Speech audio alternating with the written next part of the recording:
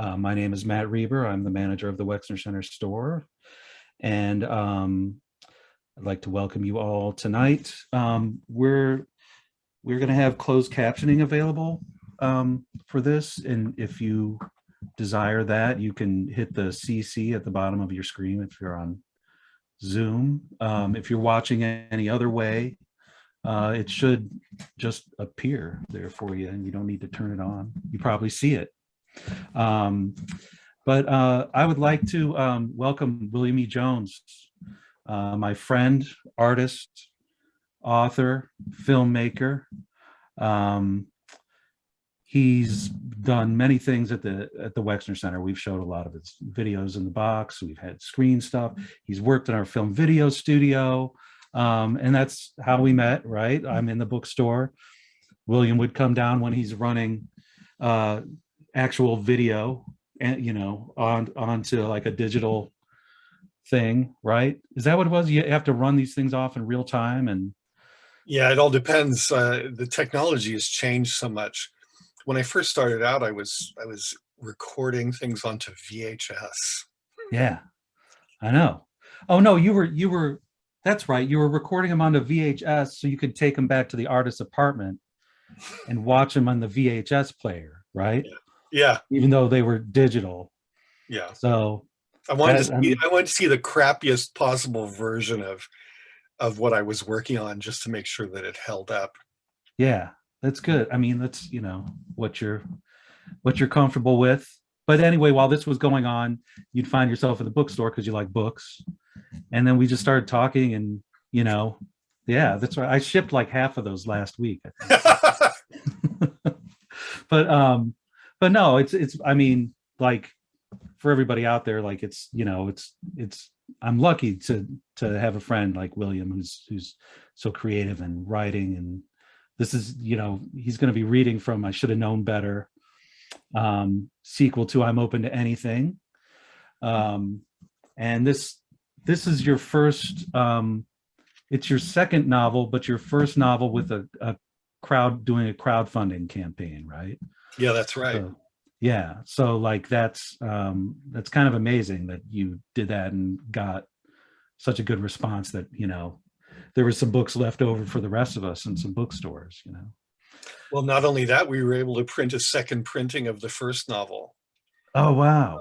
I've been very lucky because most of my books have actually gone into second printings. Yeah. But we made enough in excess of our goal that we were able to do a second printing of I'm Open to Anything.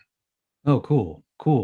So, I mean, because of our relationship over the years, like we actually do have a William E. Jones store as part of our website.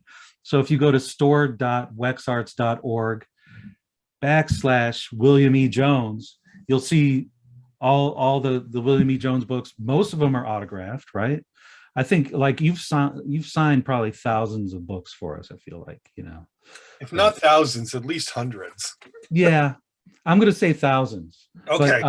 But we're down to the last 10, so you better get them quick. But anyway, the new book, we have signed copies available. The first book, the first novel, I'm Open to Anything, we have copies available. Yeah. Well, I think what we're going to do here for everybody, like William's going to read a section from I Should Have Known Better, and then he and I are going to talk about it. And assuming we both don't talk too much, we'll have some time left for questions from everybody out there. You can type those in the chat. Yeah, let's go. Let's hear from you, William. Okay. I'd like to read two excerpts from I Should Have Known Better. The first describes the narrator after registration at CalArts, where he is starting as an MFA student. He meets a fop character named Paul, who graduated years ago, but can't stop coming back to campus. I wandered around for a while and got lost. I wanted to take a look at the facilities, and after some effort, I found my way to the Annex building, where most of the first-year MFA students would have their studios. The doors were locked. Outside, I saw a guy smoking. At first glance, he looked completely normal. or someone's idea of normal after being bombarded with a steady diet of Abercrombie and Fitch advertisements. He had a short blonde hair parted on the sides, horn-rimmed glasses, and wore a long-sleeve shirt with a button-down collar. His jeans had the dark color of a recent purchase, with the bottom precisely cuffed.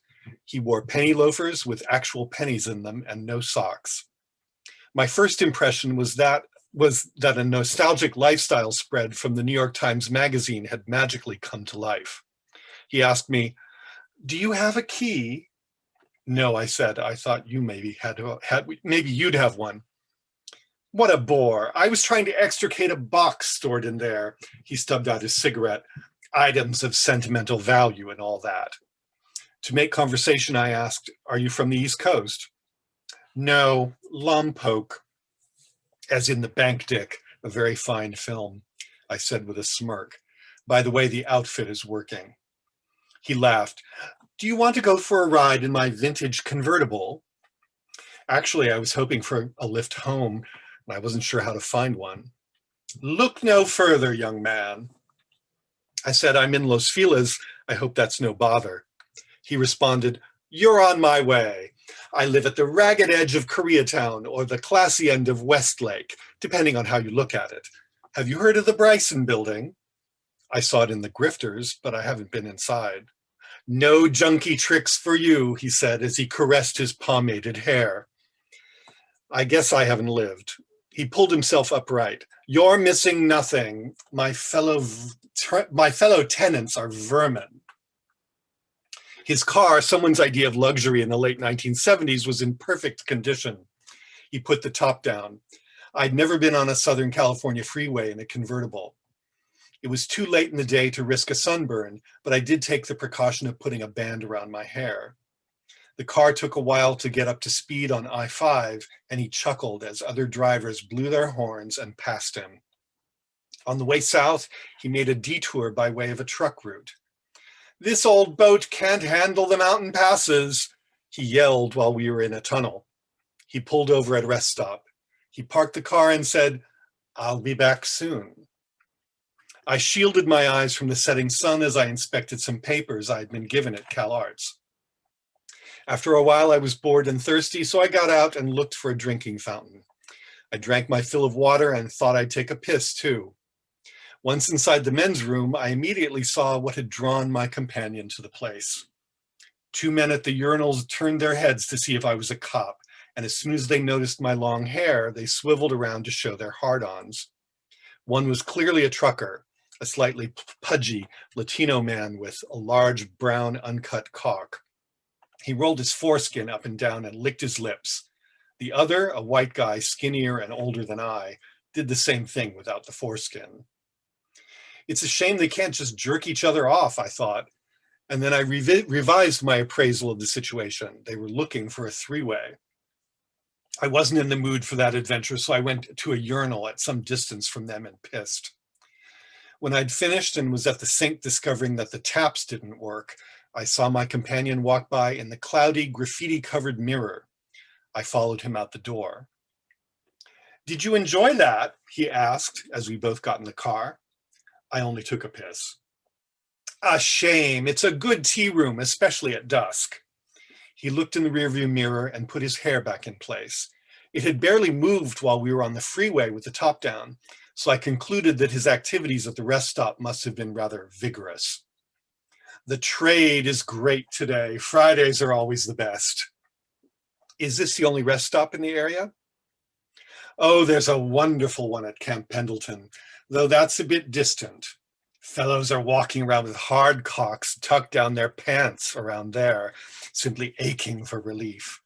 You can get a half a dozen men in an afternoon without even trying, and some of them will invite you back into their trucks. So much safer than getting fucked in a stall. As long as they're not psycho killers," I said.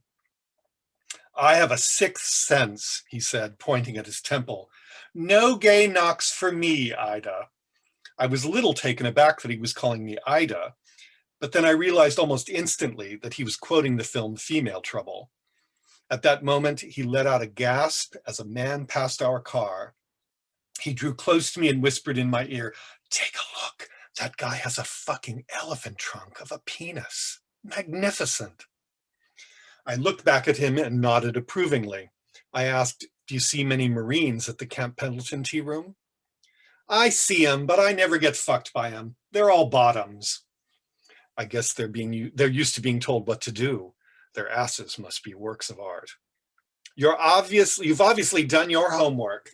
I don't go in for that, as you can tell. Give me a horny Mexican trucker headed for the border any day. As long as he hasn't done a lot of speed, he can get it up and fuck the living daylights out of me and be home in time for dinner with the wife and kids. He paused to savor that fantasy. By the way, what do you get into? I like fist fucking. In that getup? He scrutinized my clothing. You look like a mourner at Kurt Cobain's funeral. I thought it was all leather and hankies for you guys. I get away with it because I'm young. And give me a break, that leather stuff is expensive. If you have the skills, you don't need a costume. Well, you told me now, didn't you? He glanced at his watch. Jesus H. Christ, look at the time.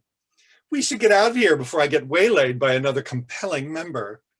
He adjusted his mirror, started the car, and soon we were speeding down the freeway again. I would have been happy to talk more with him, but the wind and traffic noise were so loud that conversation was impossible. As we pulled up to my apartment, he said, you know, it's nice to meet someone at CalArts who's real. I'm not sure I know what you mean. He snorted quietly and said, you'll find out soon enough.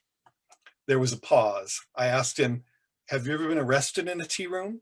He smoothed his hair, looked around to see if anyone was listening, and said with a drawl, such close calls, you've no idea. One of my friends was nabbed by Lily Law in Echo Park, and to this day, he has trouble at immigration every time he's coming back into the country from abroad. He let this unpleasant story drop and said brightly, land sakes, I forgot to tell you my name. I'm Paul, like the great villain of the New Testament. I shook his hand. By the way, don't believe all the stories you hear about me. He winked. Only the raunchiest ones are true. Got a phone number? I don't have a pen and paper at hand, but fear not, you'll see me again. I said, well, thanks for the ride. You're a lifesaver. No problem. He asked, how the hell are you going to commute anyway? I'm giving this place up. I'll live in my studio. A shame. The train to Santa Clarita is so invigorating. He got a faraway look in his eye. The Methalope Valley line has the roughest guys. They get out of jail or finish with a court date and then walk to Union Station. Metrolink takes them back home to Palmdale or Lancaster. Simply amazing. But that's another tale for another time. I must be off. See you around then. As soon as I got back into my apartment, I realized that I'd forgotten to tell Paul my name. This next excerpt comes from the narrator's second year at art school. The other characters include his close friends and fellow students, Gregorio and Winston, plus Paul, who has a story to tell.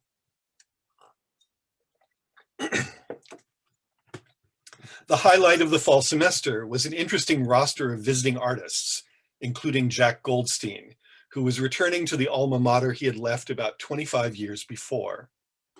The films he showed were visually stunning, staging concise conceptual jokes in evocative images. Goldstein himself seemed the worse for wear. He was openly resistant to giving an artist's talk and spoke with bitterness about his career. As far as he was concerned, everyone who was anyone had screwed him over. When the lecture ended, I saw Paul making his way to the door. I got out of my seat and followed him. Hey, where are you going? Paul turned around with a start and said, well, darling, you're a sight for sore eyes. I came to check out the new talent. And what should I see but a poster for the Jack Goldstein medicine show? We went to the student lounge where he held court on the subject of our visiting artist. Gregorio and Winston joined us. I asked, do you know Goldstein? I have known him in the biblical sense, one could say. We were all nonplussed, and Gregorio said, he's not gay. No, Paul replied, but a drug addict will do just about anything for a fix, and some of the less scrupulous elements of society have been known to take advantage. "You're a legendary whore," I said with grudging admiration. Paul shrugged and said, "No, whores get paid." He raised his voice. "Gather round, children, and I'll tell you the cautionary tale of the great Goldstein." He cleared his throat and asked, "Did you know he was also a painter?" We all shook our heads. "In the postmodern sense, dearies. He used to refer to the assistants who produced his paintings by the demeaning term tapers, because their work consisted of masking off with tape the parts of the canvas to be filled in with acrylics, like paint by numbers on a grand scale. Goldstein chose the source images, color scheme, and with stunning cynicism left the rest to his assistants." "They are terrible paintings," Winston said with confidence. "You'd be surprised, my young friend. They look ever so dolly in 4-color repro, a masterpiece in every magazine. The market was sadly indifferent to those films and performances he talked about tonight. The way he really accumulated the fortune that went up his nose was by painting. Goldstein made his climb with the help of women he used like Kleenex. He fucked them, then abandoned each one when someone more powerful or solicitous came along.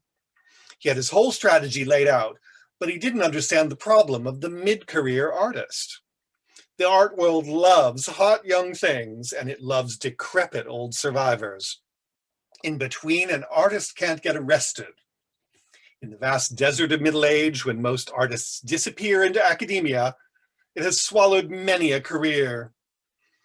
But the great Goldstein simply couldn't cope. He was the classic 80s cocaine addict, folie de grandeur for days until he had to get some sleep at night. And that's when he started taking heroin. Once he made a few baby steps down Smack Alley, it was the beginning of the end. Soon his reputation and his bank balance were practically nil. The stories of his dissolution are legion. Once, in an effort to raise cash, he sold the same painting under the table to 3 different collectors. Not the sort of thing a dealer will put up with, as you can imagine. After burning his bridges in New York, he worked his way west. First stop, Chicago.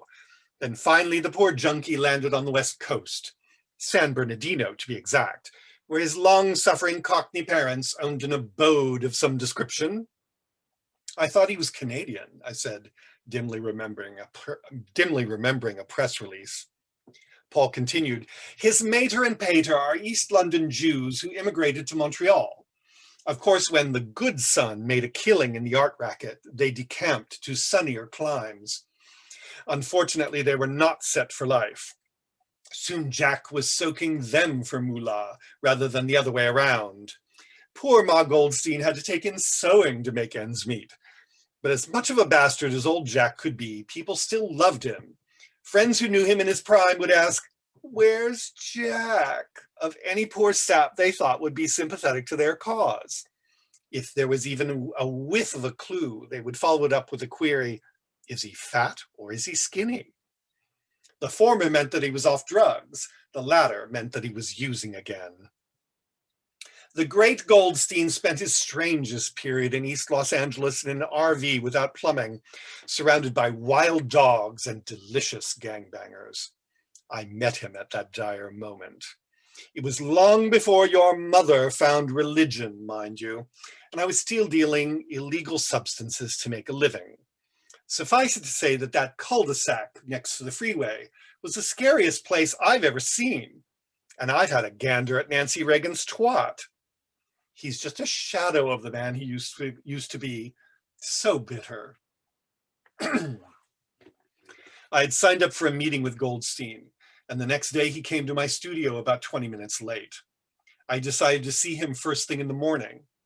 I guessed that whatever demons had driven him to his current state of ruin were more likely to descend as the day wore on. He looked at the bare walls of my studio and immediately said, "You're not making any work. Why am I here?" I directed his attention to a small combination VCR and television, where I had queued up the video I made with Winston, American Dream, a bleak view of the master-planned community of Santa Clarita. He sat through it without complaint, then asked me, "Did you write that crap?" It was a collaboration with a friend. "Did you shoot it?" "Yeah." He harumphed. "That's the best part. This town has turned into something horrific, and it's good you're showing it. So what do you want to do? Become an irrelevant experimental filmmaker? I'm not sure. Are all experimental filmmakers irrelevant? Yeah, it's been that way since the 70s. Don't they teach you that here? I can't say they've gotten the bad news. Goldstein turned and faced me to emphasize his point. The market is the only thing that matters in the art world, and the only thing that matters in the art market is painting. Don't let anyone tell you any different. But I don't know how to paint. He became adamant. I'm a filmmaker and a writer, and I did performances. I don't know how to paint either. I made paintings anyway, and it worked too, until it didn't. I looked at his mouth as he said this. He had only a few teeth left, and all of them were discolored.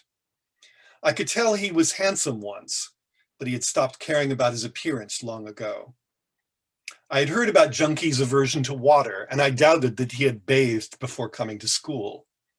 As this occurred to me, he gave me a sidelong glance as though he knew what I was thinking and I asked, is being a painter the only way to be an artist? It's the only way to be the best. And if you don't aim for the top, why bother? Only real artists are the ones who can support themselves from their practice. These clowns who get teaching jobs in Illinois or somewhere, they're just posers. They don't really know what's going on. You have to develop a signature style distinct from everyone else, and that's not easy. Then you have to exploit it with the help of galleries that are at the same time exploiting you.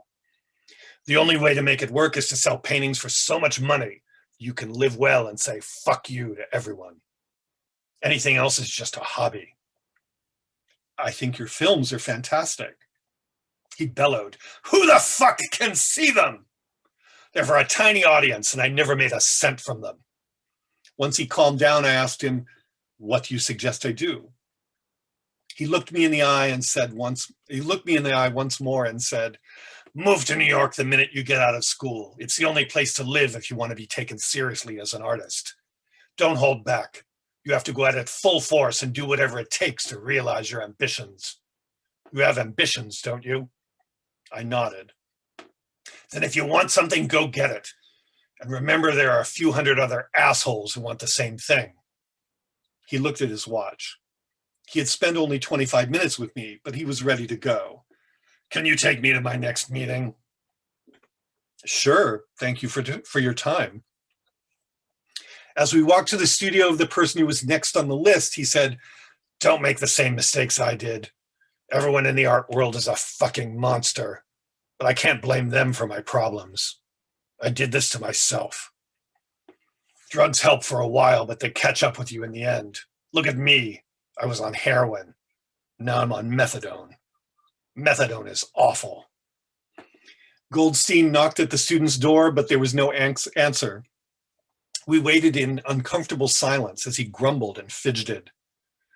Then with an utterly bereft look in his eye, he said his parting words. I sacrificed everything to be a famous artist. I stepped on anyone who stood in my way. I wrecked every relationship I ever had. It wasn't worth it.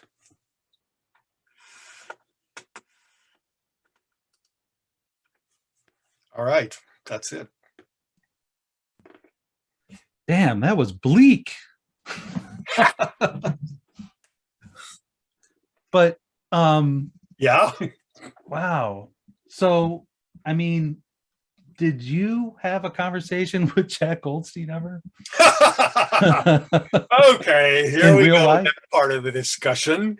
Yeah. No, but I mean, I love how this is. I mean, like, I hear your voice when I'm reading this, right? You know, and now hearing you read this, I'm hearing other people's voices.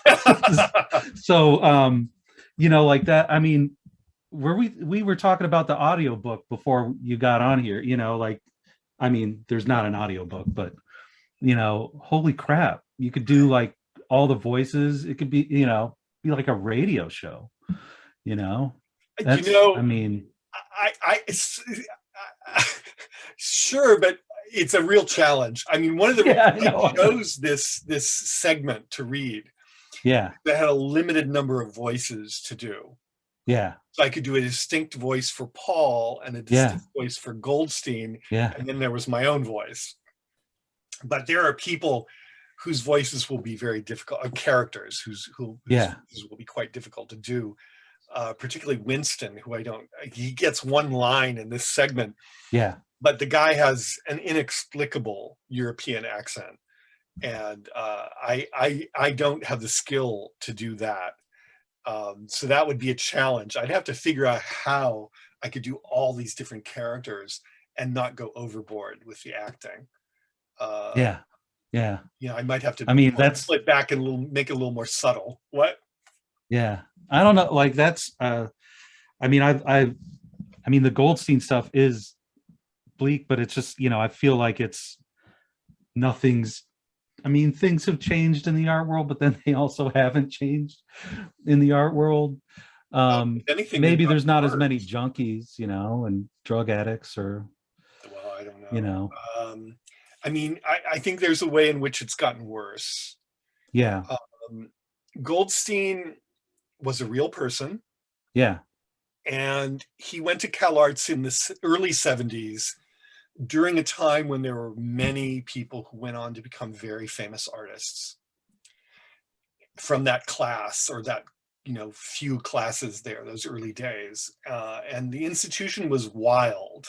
It was wide open. And I think the license it gave students and the kind of pent up ambition that everyone had, it got unleashed on New York, and it became really something. yeah, And John Baldessari was an important teacher at that point. And I think that was another thing. Baldessari had a rather radical position about art pedagogy, and he was able to do something for the students that really helped them. But Goldstein was a student at CalArts, and I knew people who knew him. yeah, In addition to that, I mean, this is all fiction. right. I didn't ever see Goldstein when I was a student, but I actually taught at Art Center, and I invited him to speak in my class a couple of times. And basically every word that comes out of his mouth in the book is something he uttered in my presence. Sweet. And I kind of erred a little bit on the side of self-knowledge. He didn't evince a lot of self-awareness when I spoke to him, but I'm kind of assuming that at the end he really figured something out, that all of these problems that were besetting him were not someone else's fault, but they were really his own fault. But he's a tragic character. 3 weeks after I invited him to my second class, my class, 3 weeks after the second time I invited him to my class, he committed suicide. He hanged himself in 2003. And I was also friends. One of my former students was his last assistant. So I really got the story of Jack Goldstein, and it was not a pretty story. Yeah, no, and it was sad because he was fucking brilliant. Yeah, yeah, yeah. That's I know. I love.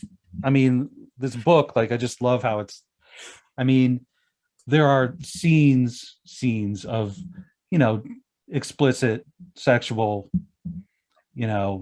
scenes, and but it doesn't feel like the rest of it, like if you read like a porn novel from the 60s or 70s, it just, everything else just seemed like, kind of filler around, the sex scenes or whatever, but here, it's like, I mean, this book is it's fascinating, and really, like, I mean, I wanted to ask you one question. Well, before you ask your question, I do have one thing to say. Okay. I'm open to anything. I wrote that with the intention of writing a porno novel. Yeah. And it's about, this is a kind of general plan that I have, and it's something that my publisher and I have really formulated as a good way of approaching publishing books. literary fiction is dying, if not completely dead. Mhm. Where the action is genre fiction. And so the question became, what genre should I write in? And the first novel, I decided to write a porno novel. I would consider the second novel a young adult novel. Okay. It's dirtier and a Yeah. little bit more, it's a little more historically conscious than a lot of young adult novels, but that's kind of what it is. It's young people who are at school and who have fun. Yeah. No, no, no. I mean, I love the communist bookstore and all that kind of, like everything in the beginning. Yeah, what was the question you were going to ask?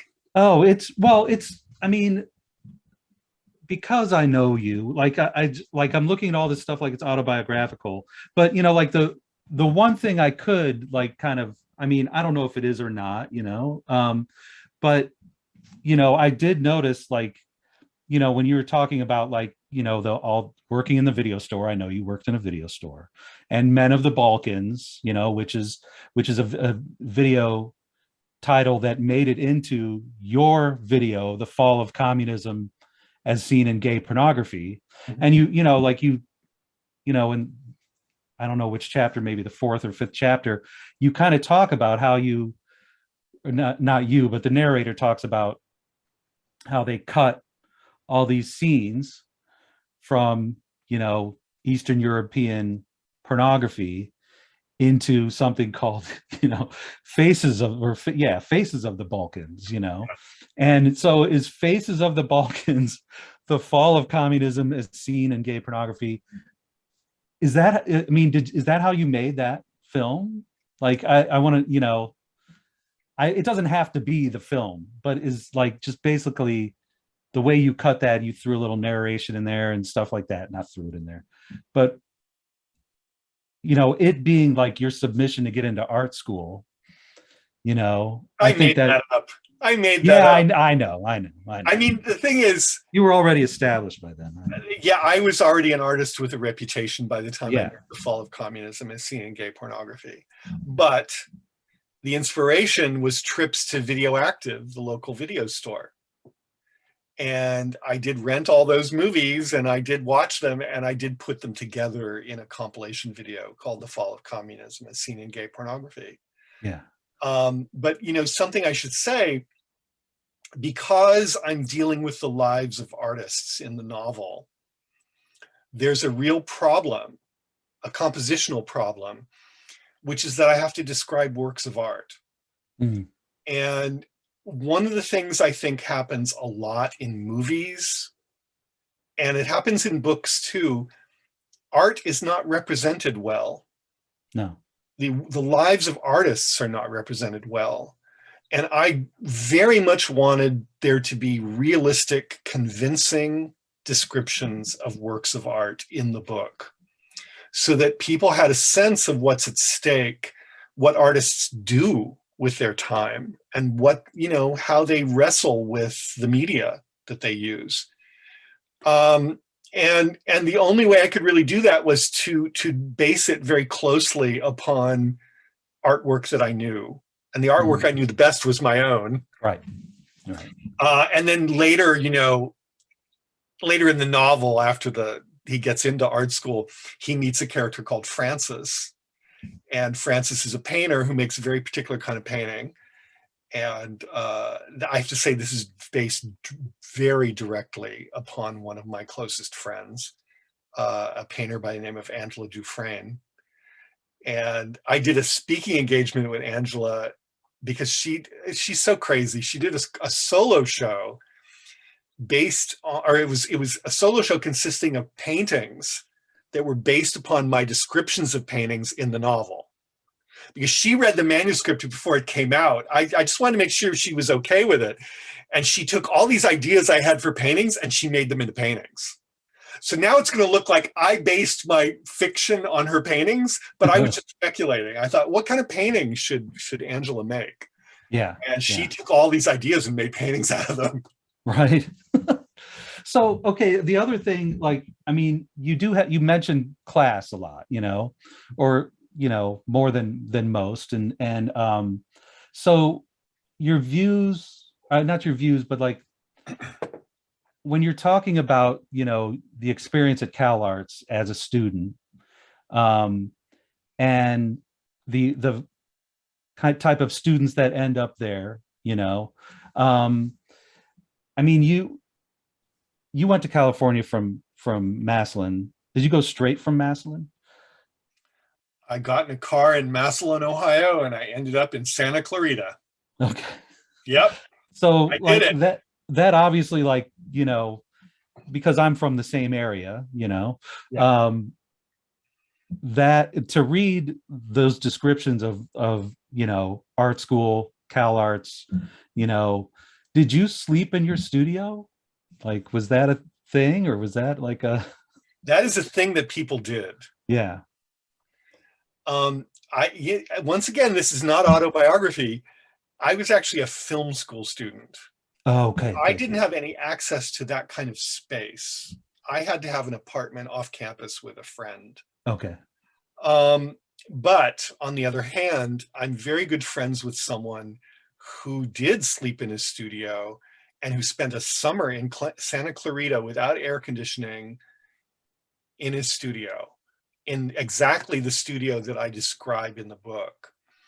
So, I mean, it's important to remember these are based on experiences, but they aren't necessarily my Yeah, experience. yeah, yeah, yeah, yeah, But and that's the other thing. I never actually went to art school. yeah. I studied film studies as an undergraduate, and I went to film school and did production as a graduate student.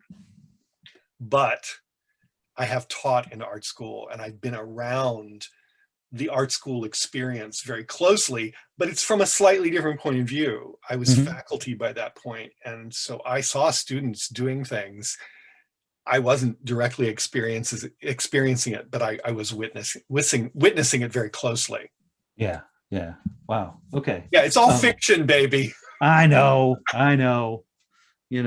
I'm literal. No, I mean Um, you can continue to ask. It is a hazard, I and know. and there's actually someone who doesn't really speak to me anymore because of my representation of Jack Goldstein.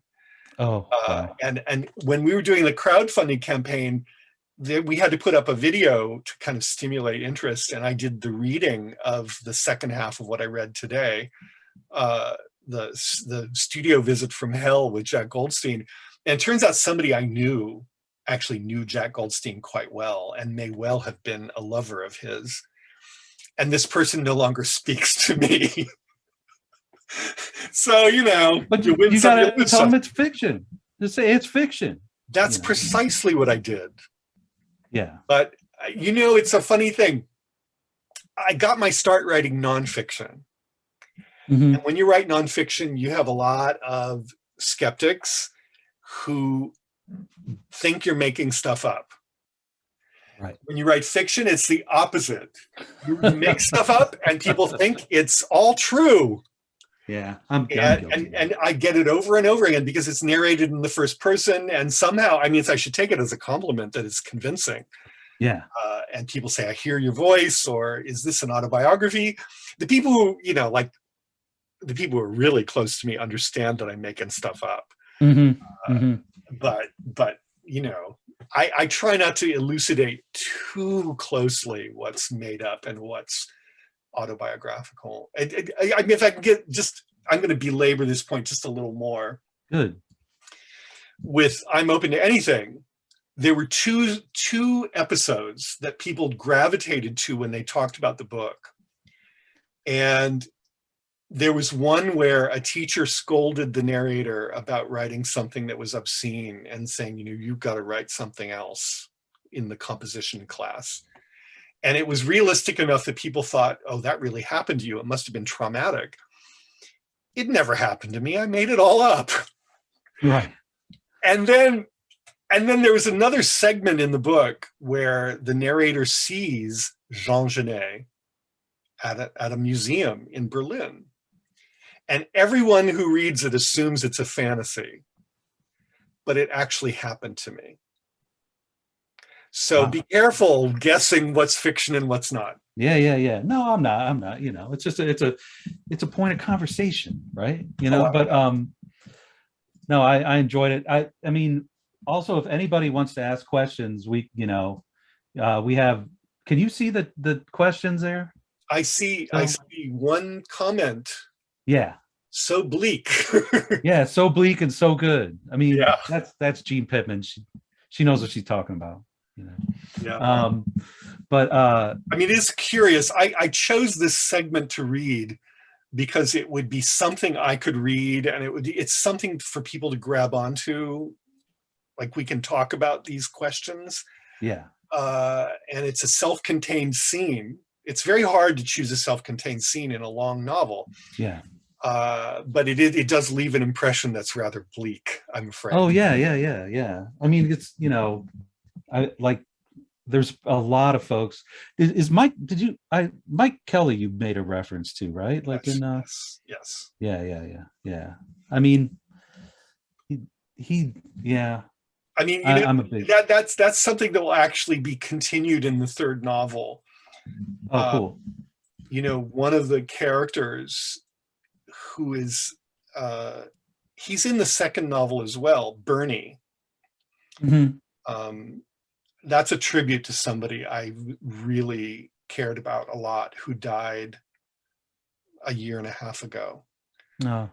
And he was a working class guy from the suburbs of Detroit, and he went to New York in 1981, and he became this amazing figure in New York, in terms of his knowledge of the history of photography and his incredible book collection. I mean, I'm an amateur compared to him. Hmm. And so he's a very interesting figure. I'm very interested in this dynamic of the Midwestern kid going to the big city. That's kind of that's the primal scene in all of the fiction. And there's an Right. echo in it in the figure of Bernie. I don't remember what brought this up, but that's something I can talk about as well. Yeah. No. No. I mean, I mean, whatever. I'm a Midwestern kid. Um, the big city was Columbus for me. Yeah, yeah. But uh, so this is the second of a series of four Well, no, novels. it's going to be Oh a no. trilogy. Oh, it's going to be a trilogy. Okay. Yeah, it's Okay. just a Okay. trilogy. And But you have a there's a fourth novel. question. Dorian S. says, was this always going to be a series? And actually, no. I wrote the first novel, and I thought, well, everybody's got one novel in them, and I'll see how it goes. And very much to my surprise, the first novel was successful. And the question I got from people who asked me about the novel was, what happened to the characters? And I thought, well, that's an interesting question. I'll see what I can do. And then I did. Yeah, I thought two novels. That's kind of lame. I'm going to do a trilogy. And in the second novel, all the characters, most of them have some connection to art school. They're in school, so they've kind of postponed adult life.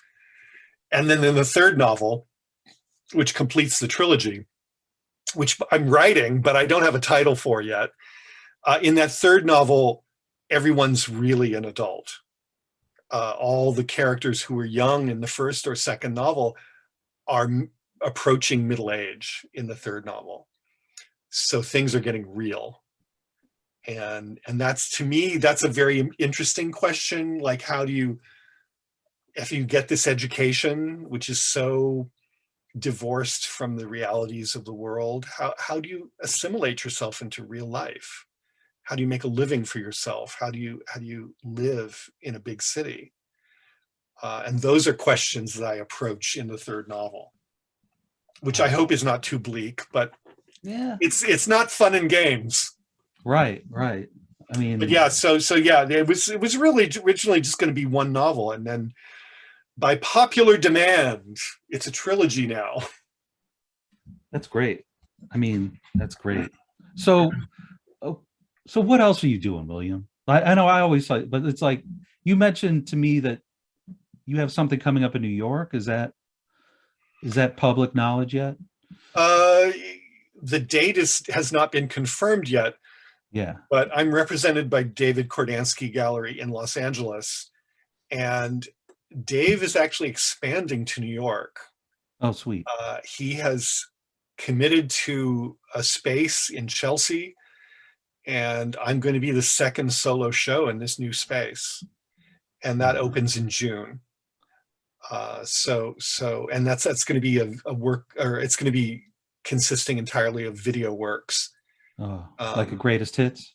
Yeah, Yeah. because a lot of them have never been shown in New York. Oh, wow. And Dave, one of Dave's big motives for doing the New York space is to provide exposure for his artists who don't have a New York gallery. It's a great idea, and I don't have a New York gallery, so Yeah. it's perfect. And a lot of the works have not been shown in New York, or they were shown a very long time ago, and people maybe would like to see them again. And so yeah, it's in Chelsea. It's going to be at, I think, 520 West 20th Street. And it's going to happen. And yeah, that's something I'm preparing for. I'm not just a writer. Yeah, I know that. So what else can you do? Are you going to like learn how to work on cars? Or, I mean, like what's, I mean, is there any other pursuits that are brewing in there that you just, Uh, you just going to write? Whenever I predict what's going to happen next, I am usually wrong, and every so often that's very embarrassing. But I will say that on some level, I mean, our circumstances are extraordinary. Mm-hmm. The first novel was in part a reaction to the election of Donald Trump. I thought, what can I do because of this crazy thing that happened in politics, which I found appalling. And what I thought I would do is write a porno novel. And I just started writing like crazy. And then a lot of I should have known better is the result of COVID. I finished the novel when we were on lockdown. Oh, wow. And it's an interesting thing, because our social lives have become so stunted. I've developed this fictional world that keeps me company. I used to be a very social person. I would go to all kinds of art openings and really keep abreast of what was going on. And I knew a lot of people because I teach and I have a lot of former students. And I enjoyed that role, but now that's not really happening so much. So I've created this fictional universe to keep me company. And it to some extent, it's actually worked. Yeah.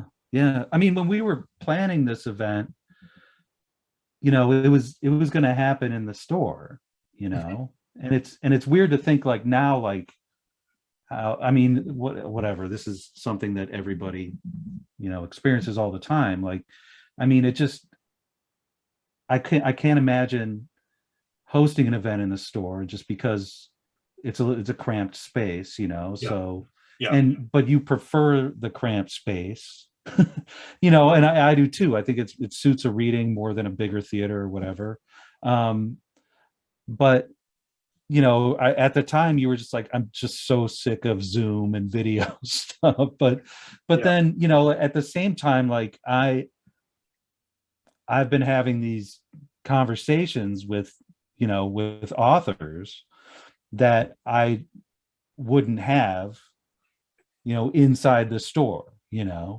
So it's kind of like, I don't know, I enjoy this. I do want to see you in person in the store, and whenever we can do that, like the third novel or the fourth, I mean, if the that's fourth something that's crazy. I got an idea for a fourth novel. Yeah. And I can't get ahead of myself. I got to finish the third one. I know. But, I know. sometimes you get an idea and you think, oh my God, this is going to work. Yeah. And I think the fourth novel will be a crime novel. and it will be Oh, set at least partly in Columbus. oh, there's no crime here. What are you talking about? Well, the other thing I've decided is going to be mostly white collar crime. Oh, well, then Columbus is perfect. Yeah, Yeah. exactly.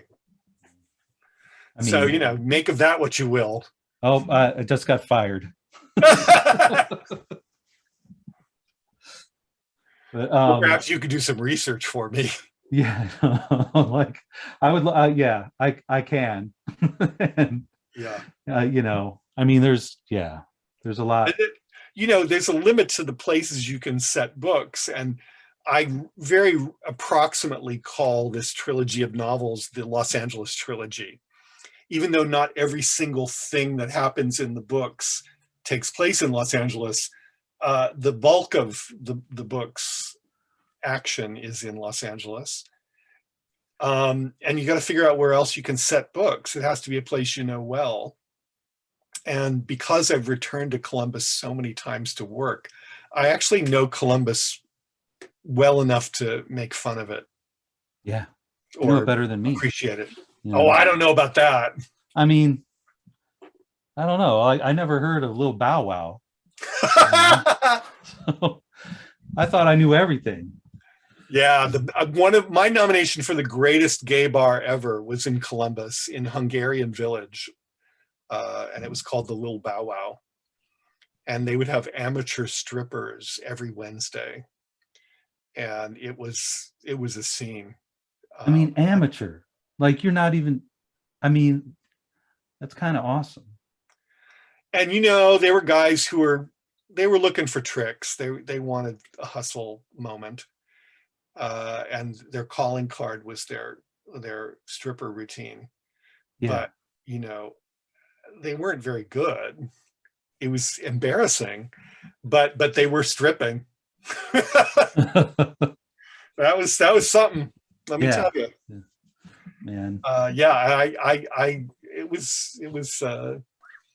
It was the kind of place you would want to take John Waters if he were visiting. But I think by the time he came to town and visited, it had already closed. Oh yeah, yeah. Oh man. I think he went to Club 20 instead, which is a lovely place. Yeah. But it's not anywhere near as sleazy as Little Bow Wow was. Wow. And if any of you in the audience know Little Bow Wow better than I, do chime in. Yeah. Here we go. Yeah, somebody said the last time we saw each other, I think, was at Little Bow Wow. Oh, cool. So it has its fans. Yeah. And it is definitely closed. Yes. Yeah. I mean, it's whatever. Like it's so much stuff. German Village was a gay neighborhood at one time. I don't think it is so much anymore because it's become so expensive. And a lot of the overflow from German Village went to Hungarian Village. And that spelled the doom of Little Bow Wow because the neighborhood gentrified. Ain't that the story? Yep. It's the story of Columbus. I got a lot of, ideas for, your fourth novel. If you like you can have them for free. We'll have a little talk. Yeah. I can't get ahead of myself. I got to resolve the trilogy. Yeah. Get that done first. That's a lot. Yeah. And I'm overplaying my, my ability to influence what you're going to write too, but, well, it's also advanced publicity for the fourth book. That's right. You heard it here first. I may not sell out events everywhere, but I might get some interest in Columbus. Yeah. Hell yeah. Yeah. We got a good literary scene here, but, so it's coming up on 8:00. I'm going to put the call out for any questions or anybody that's just out there. I can't see who the participants are, but Bill, can you see who the participants are? You probably have some friends on here. I think I do. And if you really consider me a friend, you should ask an interesting question. Because or a boring question too, like how you doing? Yeah. Boring questions are fine. That's fine too. Oh yeah, one thing I can say, I'm going to plug another product. Cool. You know, LA Plays Itself. I wrote a biography of Fred Halstead, and it was published in 2011 by Semiotext. It's called Halstead Plays Himself. And this set in motion a chain of events that culminated in the Museum of Modern Art restoring Fred Halstead's films. And the last event that I did before the lockdown for COVID, I was at MoMA and I spoke about Sex Tool, Sex Garage, and LA Plays Itself. And I was so happy that these things had been restored. And there was the hope that they would get released on DVD or Blu-ray. And as it happens, they have just come out. Here it is. Oh, cool. And it's from a company called Altered Innocence. And I believe you can also order it from Vinegar Syndrome. And these are very fine companies that do collectors films, exploitation films, cult films, porno, vintage porno, you know. And so yeah, this is the thing. It's a Blu-ray. This is the copy I have, and the Blu-ray has a booklet that includes my writing. Cool. And yeah, They so do that's wholesale? my what? Do they sell to retail outlets, or is this just a direct thing? I don't know. You should make an inquiry so you can get it in the store. I am, yeah. But we got to add it. Yeah, yeah, somebody said, oh yeah. So a friend of mine in Youngstown is doing a screening of LA Plays Itself, a kind of ad hoc event. Youngstown, Ohio? Yes, Youngstown, Ohio. Awesome. That's cool. And you have a thing in Akron coming up too. Yes. I mean, I can't stay away. Yeah. Rubicon Cinema, where I did a reading for I'm Open to Anything, they have gone all remote. They haven't been able to do any in-person events. And they're a lovely organization that does experimental film screenings at a ceramic studio in Highland Square. Anyway, they, for a long time, didn't have any events at all. And then they decided that they would do a remote event for the first time with me and with Derek McCormick, who's an author in Toronto. And that is taking place on the 16th of November at 4 p.m. Pacific and 7 p.m. Eastern time. And I will be posting on social media the link to see it. And it promises to be really fun. I'm going to be reading from I Should Have Known Better. And Derek will be reading from his forthcoming book, which is a collection of fashion writing called Judy Blame's Obituary. And it you know, Derek and I have regular conversations on Facebook, and they're quite salacious. So I'm thinking it will be a hell of a lot of fun. Cool. So boy, I plugged a lot. I feel like I'm on QVC or something. Yeah, it's all right. It's, you know, I got a talk show now, you know, I got to, you know, you got to plug away, right? So we got a question about what's on the cover of the Confidential magazine prominently displayed. Right oh my God, this is one of my most prized possessions, and I'm glad you noticed it. This is an issue of Confidential magazine that has an article about Warhol when he was doing his sexploitation films. Bike Boy is one of my favorite of his films, and there are all these stills from Bike Boy, and so I had to own this. Unfortunately, I was able to get a copy on eBay for less than a fortune. So now, whenever I'm on Zoom, I try to display this prominently. And you are the, by the way, you, Eddie, are the first person who has asked that question in a public forum. So I am grateful to you that I can say that. Um, and oh, here's one from Paul. Say more about St. Paul, for whom Paul is named, I assume. He doesn't mean the city in Minnesota. Yeah, I mean, every time the character of Paul introduces himself, it's a running gag he has in all the novels. He says, "I'm Paul," like the great villain of the New Testament. Yeah. And, he's someone who's an atheist. And I think the point is that there would be no Christianity without Paul. Right. There was a radical sect of Jews in the Middle East around Jesus, and they did not consider themselves Christians. They were followers of Jesus. And Paul had a change of heart. He was a great persecutor of Christians, and then he became the Christian. Mm-hmm. He never knew Jesus personally, but he was the person who, let's say, he advocated for the position that made Christianity what it was. To put it briefly, Christianity is for the circumcised and for the uncircumcised.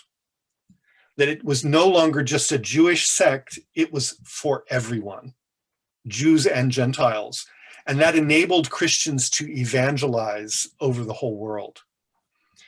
And this really became the Christianity that we know, more or less. And without his, and he was not that was not the only position. He fought for that position and he won. There were others who thought, no, Christianity should just, the followers of Jesus should just be limited to Jews. But Paul said, no, it should be for everyone. And thus began the story. And it's a story that I think we can say ruined Paul's life, because he's quite a character. Yeah.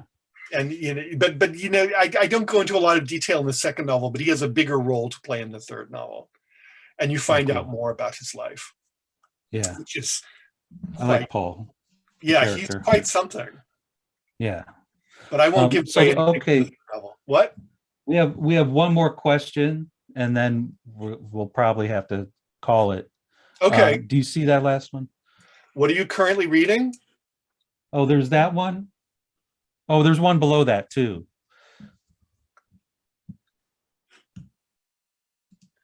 Oh, okay. Well, Sylvain L'Étranger died on Monday. And this is something that has not been officially announced, I think. But I did see it on social media, and I confirmed it with someone who knows. And yeah, Sylvain L'Étranger founded Semiotext. And it was a journal associated with Columbia University. And then it all moved out to Los Angeles and became one of the most important independent presses in the United States. No longer any academic affiliation, strictly. And so it's really the passing of an era. And I hope that Semiotext is able to continue as strongly as it has in the past. But Sylvain lent something very important to Semiotext. He knew philosophers, he knew authors and thinkers, and he published pioneering texts, and often in bootleg editions, but I guess I shouldn't say that.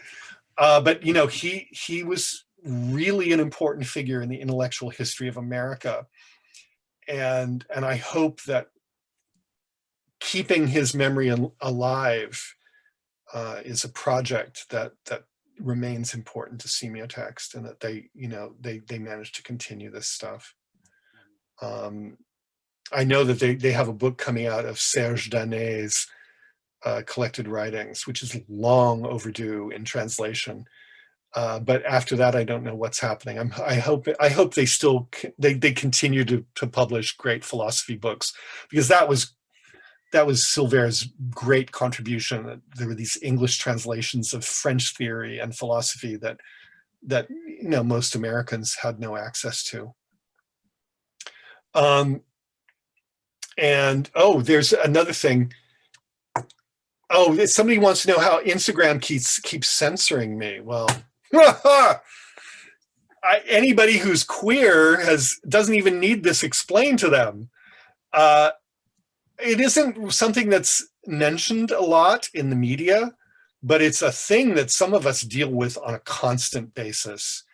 That if you're posting things on social media and they relate somehow to your life or your works of art, you gotta deal with the censoring bots on social media, and it's disgusting. It's a total nightmare. And the book designs that we're doing for the novels, the series, it's a way of kind of fucking with that. And I was very lucky because I'm Open to Anything has a big old heart on the cover, but because it's gold leaf, it wasn't taken down by the bots. They didn't recognize it as human flesh, which is great. But for photographers, it's a nightmare. Photographers are artists, but the bots don't know that. They don't know that this picture of some naked person is a piece of art. So it's really unfortunate. And so the new book has a very sexual image on the cover from The Fall of Communism as Seen in Gay Pornography. I know. But it's nothing they can censor. And that was very much on purpose. But it's a bit of a nightmare. Wow. And I hope Zuckerberg goes bankrupt tomorrow. As far as I'm concerned, he's public enemy number one. Yeah. He's in the top 3. I'm sorry. That's exaggerating a little, but it rotates between him and Musk and Bezos. Yeah, although I got to say, people are very critical of my relationship to Amazon, but Amazon made I'm Open to Anything a success. Sorry to say this to a bookseller, but the Wexner was a big exception. Because of the cover of I'm Open to Anything, most bookstores would not stock it. And but fortunately, it was not censored on social media or on Amazon, and so it sold quite well. Oh wow! And this was an unfortunate thing that I learned. It's all a learning process, and so yeah, I'm trying to get away with as much as I can get away with. Yeah. If only for the principle of the thing, partly because it's fun to get away with things, but also there's a really important principle at stake. So one thing I want to mention, let's see, somebody asked, what are you currently reading? I just finished Dennis Cooper's new novel called I Wished, which has come out very recently. And I'm also reading an autobiography of James Rosenquist.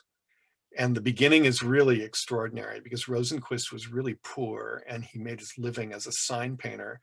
And he knew the most eccentric characters during those days when he was poor.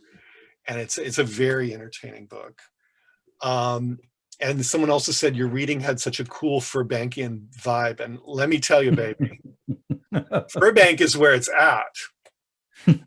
There's a great book called The Early Furbank. And I don't think it's a rare book yet. I think you can still find it. And it's really something. And I have to say it's an inspiration for the third novel. And all that inspiration goes to Paul. Paul is a kind of Furbankian character. And if you haven't read, please excuse me, if you haven't read Furbank, Ronald Furbank, please look him up because it's really strange prose and really ornamented and some of it's quite beautiful. And the early Furbank, the juvenilia, is great because some of the novels, like I don't know if he can really sustain a long novel, but the short stories that are in the early Furbank are really beautiful for their effects. And they're really something. So yeah, go read that. And that's another recent thing that I read. Well, I mean, when you write, you have to absorb a lot. If anybody says I write and I don't read, I don't trust them. You need input when you're writing. You need to get hold of books, if only for research. But there's something more as well. You need to understand the texture of another author's voice. You need to see how narrative problems are solved. And you often, your solutions are in very surprising places. And so, yeah, obviously I have a problem with the acquisition of books, and I do read as many of them as I can, but I guess I haven't read them all yet. Any leftover questions I haven't dealt with? No, I think that's it. I mean, I think that's a good stopping point, like this, on the process, Yeah, I mean, there. Oh, here we go. We got another one. Do you think the gay film Him actually exists? Oh, yeah, that's a great question. So one thing I should mention is there's a person who's working under the Instagram account Schlock Value, and also has the Instagram account Ask Anybody, buddies being spelled Buddy. And Ask Anybody is the podcast of Evan Purcell, who did a lot of work on the Fred Halstead DVD, by the way. And he gets the most obscure gay pornos from the 70s and talks about them in detail on his podcast. And if you haven't heard it, I suggest you check it out. I've actually been a guest on one of the episodes, but it's one of perhaps the holy grail of porn collectors is Him. And Him is an early gay porno from the 70s that is about the life of Jesus, about what Jesus and the apostles really got up to. And it did show in porno theaters. There are advertisements for its screenings that we can find in the press.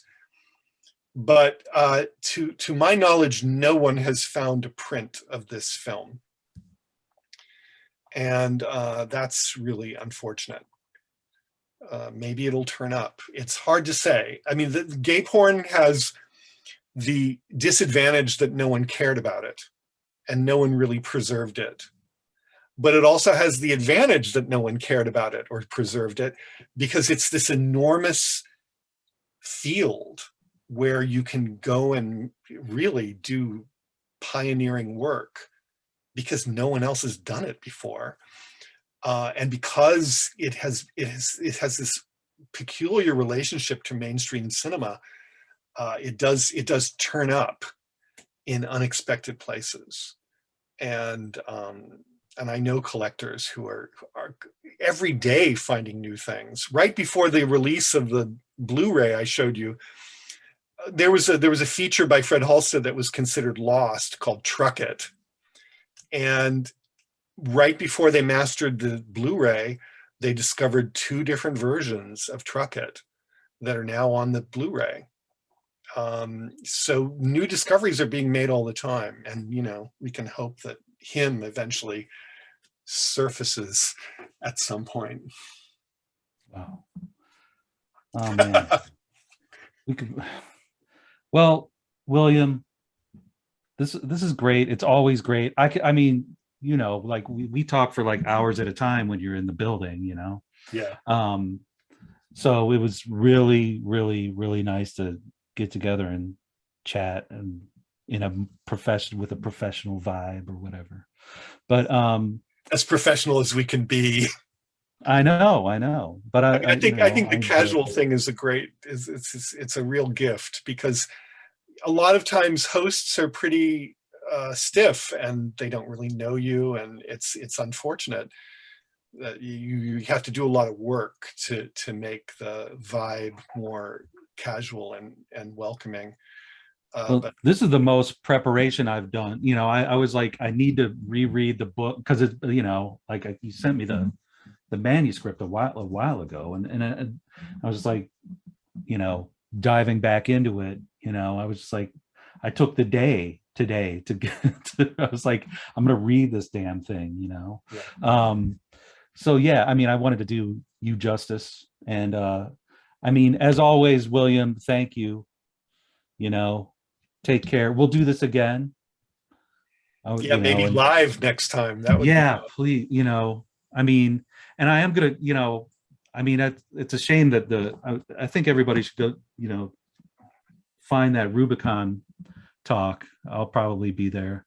Um, yeah, it's social media that it's been posted on, the dreaded Facebook, but also as soon as this event is over, I'm going to be changing my link in bio to the Zoom link for the Rubicon show. So it should be pretty accessible. yeah. Okay, cool. All right, everybody. Thanks for coming. Thank We'll you for see ya. having me. Yeah, love you, Bill. Take